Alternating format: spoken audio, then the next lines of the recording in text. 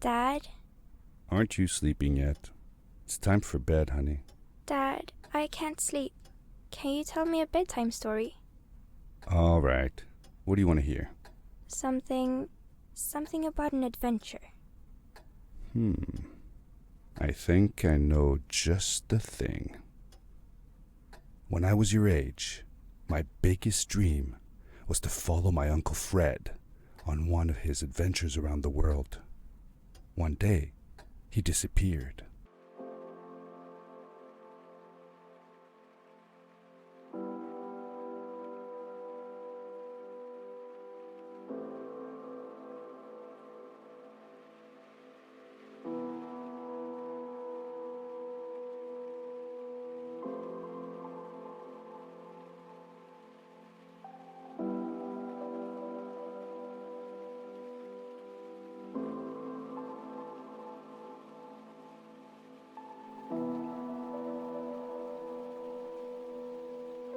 Imagine when you were a child.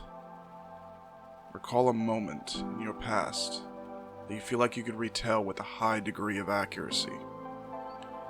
You tell this tale to your mother, father, someone who also remembers this moment of your history. How much would your remembrances differ? How much would be the same? We all have memories of our own past, and that we remember differently than someone else who was there to share the experience alongside us.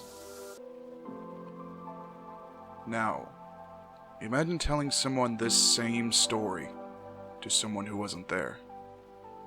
A friend, a partner, a child. Imagine a young child's point of view of a story you are telling them. How much of the story do you add a touch of the dramatic to keep their interest? How much of the story does the child add their own touch of the grandiose? A Story About My Uncle is a game that was released in 2014 and was developed by Gone North Games. Designed as a puzzle platformer / walking simulator, where the story and mechanics of the game work harmoniously together to tell a story, while also being enjoyable gameplay-wise. The premise is simple enough. A nephew is looking for his uncle. The game is narrated by our character, who is telling a bedtime story to their own child about his last adventure with his uncle. The nephew arrives at the uncle's house, completely engulfed in the trophies of his previous exploits, as well as research written on various boards regarding what his current adventure involves. After finding a suit that almost seemed like it was made for our character, we make our way to an observatory. A flip of the switch, and we are thrust into the sky to start telling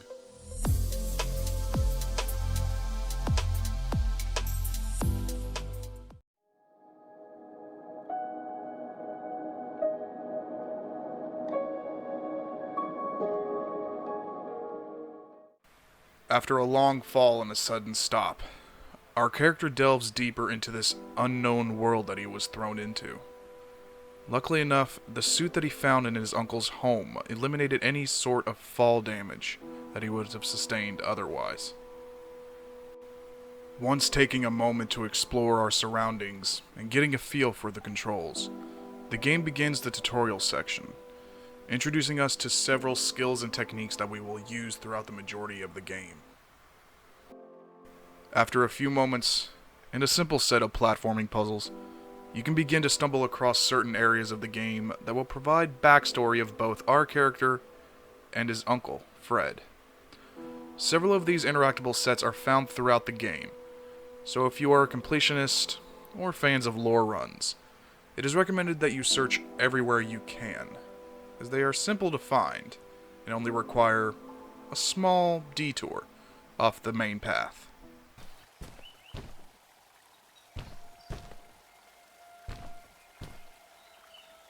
How did you know Fred had been there?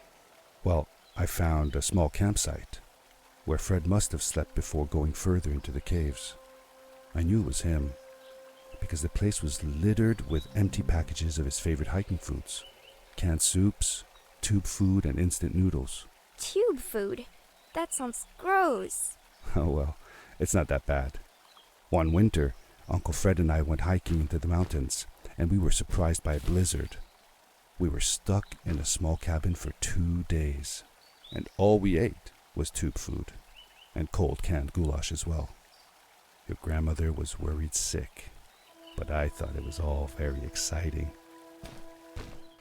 Making your way through the game, once finding your first crystal, which we will discuss in a moment, you may begin to notice that as you use the grapple feature for the suit, you leave behind runic symbols where the grapple connected. What's more, you start seeing these same symbols along your path, indicating that someone else was here before you. The grappling device left a sort of symbol everywhere I grappled. I noticed similar symbols already there in the cave, and I was getting more and more certain that this place was where Fred had gone. A few platforming sections later, you stumble across what seems to be Christmas lights placed throughout the cave. It is here where the first chapter ends, and a few moments later, we meet our new friend, Maddie. Hello, who are you? You're not from here. Wow, you look just like Fred, but smaller, and with less hair on your face. She knew Fred. I told her that he was my uncle, and that I was looking for him. What's an uncle? I said that that I had known him all my life. Really? Me too. I'll help you find him. I'm Madeline. The others call me Mad Maddie sometimes. I don't know why really, but you can call me Maddie. You've never been to the village, right? Let's meet over there in the square. I'll show you around. I bet you can get there easily with your suit thing.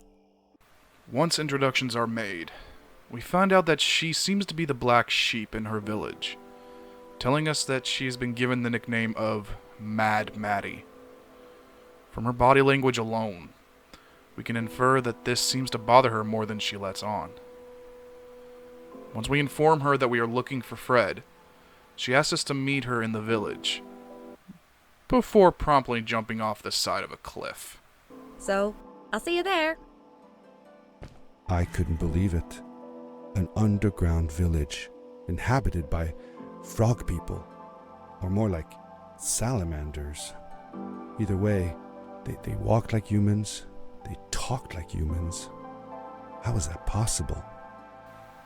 Once we find her in the village, which in and of itself seems to be made up of mostly trash and Christmas lights, she tells us to meet with her village leader, Samuel, that he may know where Fred went. Over here!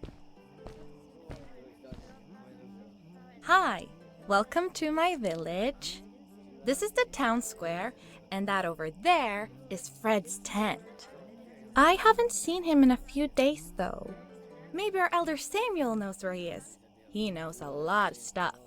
Mostly boring stuff, if you ask me, but it's worth a try. Before asking him, though, you should check out the village. It's not so bad, unless you have to stay for too long. When you're done, go to the island with the windmill, and you'll see Samuel's cove from there. I'll go on ahead and tell him that you're coming. He's not much for surprises. Later! After arriving at Samuel's home, Maddie arriving just before us, he shares that Fred has not been to the village in some time, but he can help us by providing our last grappling upgrade for our suit. Once Maddie hears that I will be continuing on, she insists that she joins us in our search for Fred. Samuel doesn't seem to like this and forbids Maddie from leaving the village. After an outburst, Maddie storms out.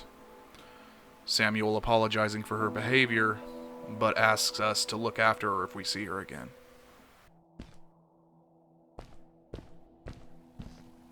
A stranger in our halls. Welcome. Our name is Samuel, and we will do our best to assist you. Please tell us what brings you here. I told him that I was looking for my Uncle Fred. We should help. Do you know where he is? Fred left us without a word. If you aspire to find him, we can share with you a sacred crystal, a power core. Fred used their kind to power his suit. You can have it if you return our Fred to us.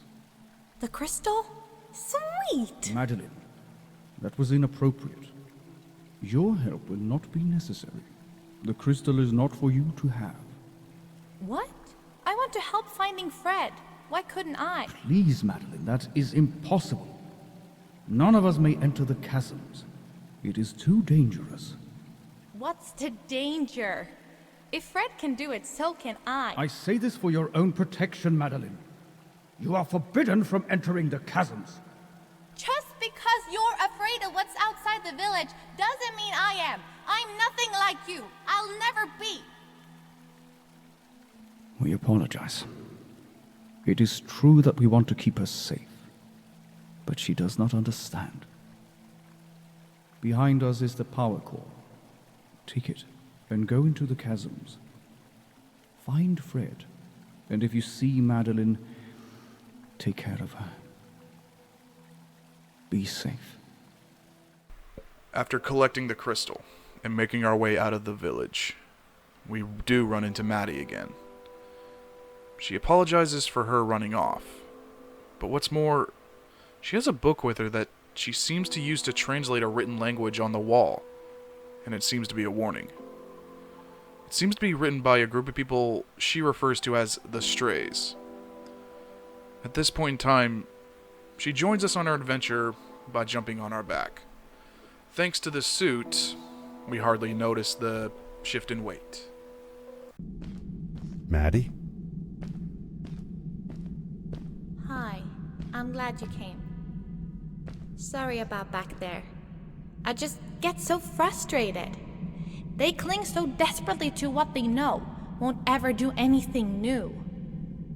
It feels better when Fred is around, but... I told Madeline I didn't mind, and I asked her what she was doing with the book. Oh, this? These writings? It's like a secret language. They are done by people who left the village long ago. They're called the Strays, but no one wants to talk about them. I started translating their language with help from a stray book that Fred found. This one says, "Don't move when the eye is open," I think. I wonder what it means. Whatever. We should get going. Why don't you take me on your back? It'll be faster if you carry me. I used to piggyback on Fred all the time. Turn around and I'll hop up. You're not going to drop me, right? Okay, let's go. With Maddie in tow, we continue on our journey. A few more platforming puzzles later, however, we run into what the writing on the wall was warning us about. Ah! Back! Get back!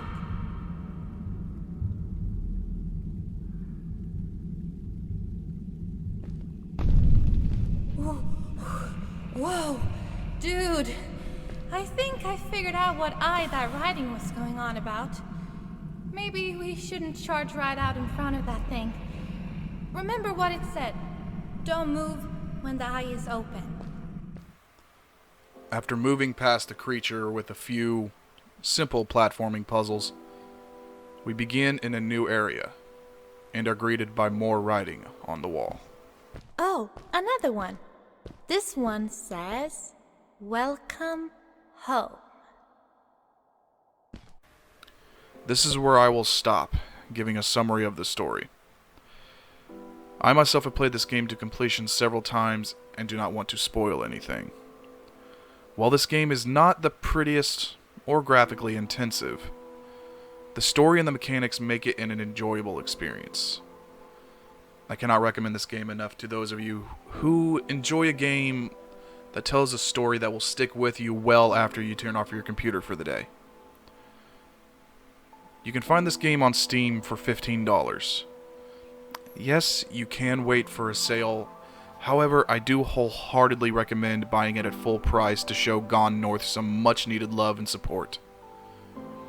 Too many good games, disappear into the mounds of shovelware that is on Steam. And I don't want this game to suffer the same result.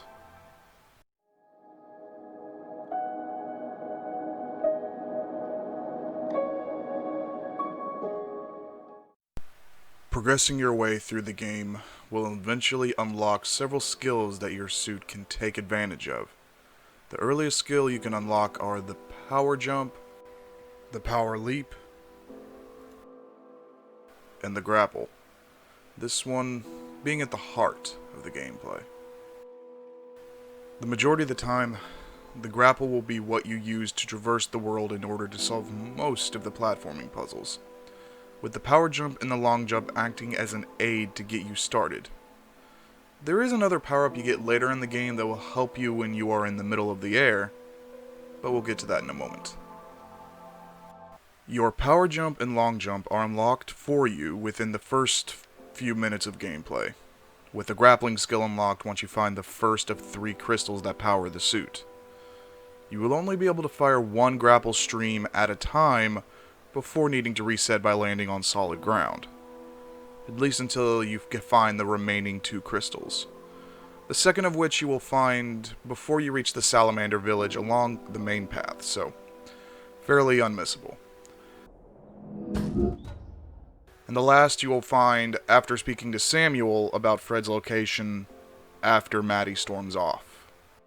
The final skill you will obtain in the first few minutes after finding the Stray's village on a nearby table. The rocket boots. Oh, what's that? The boots! Look! Couldn't you wear those? Upgrade your suit! They look pretty powerful, right?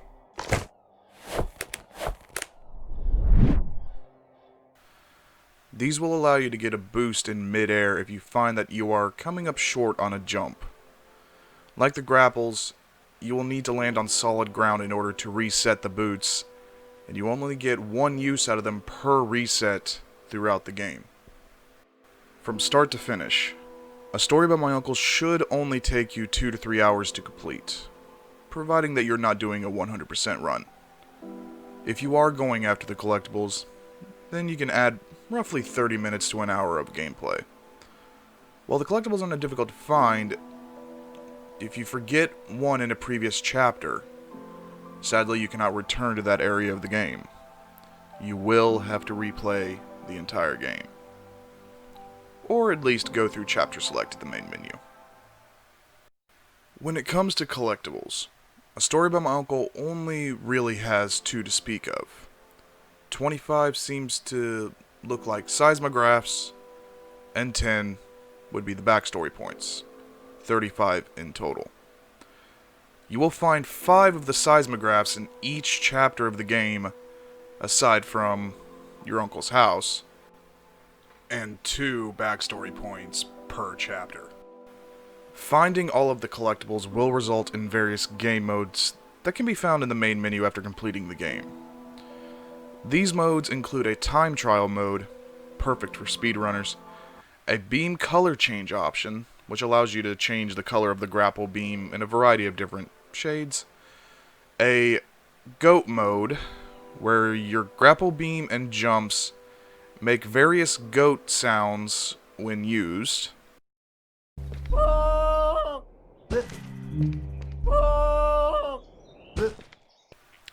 a Midas mode, where everything you touch with the grapple beam turns a bright shade of yellow, almost gold, and an acrobatic mode, which has your character do backflips and front flips every time you jump, making it a little bit more difficult to land accurately.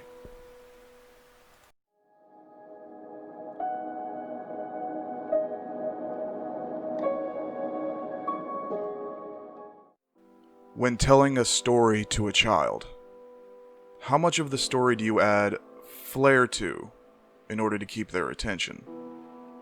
Do you tell them the whole story, void of all filigree? Do you add just a touch of the dramatic to keep their interest long enough for them to be enthralled. In the end, how much of your story was fictional? And how much was an accurate portrayal? Does it even matter? Does the child care? Will they even remember? While playing a story about my uncle, your actions are being told to a young child in their bed, suffering from a small case of insomnia. They ask you to tell them a bedtime story to help them fall to sleep. But was everything you had just done simply that? A story. A work of fiction. A more elaborate story when compared to Three Little Pigs or Red Riding Hood, true, but was it a story nonetheless? Was everything we had just done in the game the result of an overactive imagination? Were we looking at the story from the eyes of the child, or ourselves? I do not have these answers, but do I really need them?